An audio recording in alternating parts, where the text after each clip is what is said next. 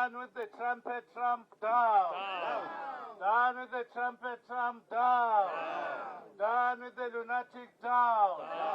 Away with the madman, away. Anger, defiance, and calls for resistance echoed outside the United States Embassy in Pretoria as the South African Communist Party, joined by trade unions, political formations, and civil society organizations, took to the streets. They accused the United States of violating international law, undermining national sovereignty, and dragging the world into a dangerous era of lawlessness.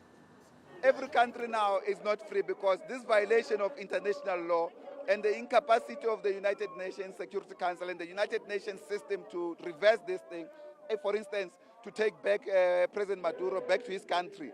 It's a real indictment on the current texture. That is the infrastructure of the United Nations system. The protest follows the U.S. military invasion of Venezuela and the capture of President Nicolás Maduro and his wife, who are currently now in custody in the U.S., facing drug trafficking charges. Demonstrators describe their detention as unlawful and politically motivated. The U.S. is seeking a third world war. Just 2 days ago, they captured a Russian-flagged vessel in the sea that they pursued from trading oil in Venezuela.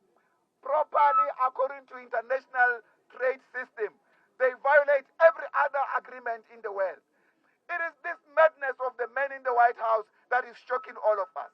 The American people have to look into how they conduct their democracy, how they elect their leaders. We can't just bring any populist just because he's rich, he can buy the vote, he can campaign into office. They have to think hard about this question. Even us in South Africa and the rest of the continent, we have to be careful about the people that we elect into offices.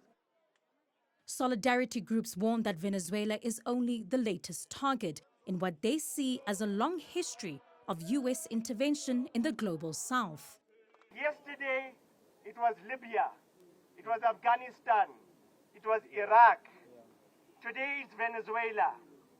Tomorrow, they are going to say that there is a white genocide. In fact, they are already saying there's false lies that there is a white genocide here. They're going to use that as an excuse to bomb our country. We cannot have the U.S. that is going to disregard international law and be a law unto itself and decide that it's going to invade any country on the basis of gossip for its own interests. So we are saying done with what the U.S. did. We are saying done with what Trump has done. And we are saying we need to free President Maduro because President Maduro and his people have observed their own democratic processes. And mincing words around it, they've said clearly that they want to take the Venezuelan resources. I believe that they're also very worried about Chinese influence in the South Americas. And that is why they decided to take this action without approval by the UN, without approval by their own Congress, which is just an indication of much worse things to come.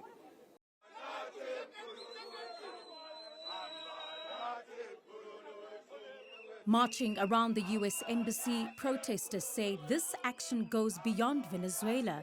It's a visible stand for the right of nations to chart their own future without bombs, sanctions, kidnappings, or foreign interference. For Newzroom Afrika on Channel 405, I'm Veronica Makhoali in Pretoria.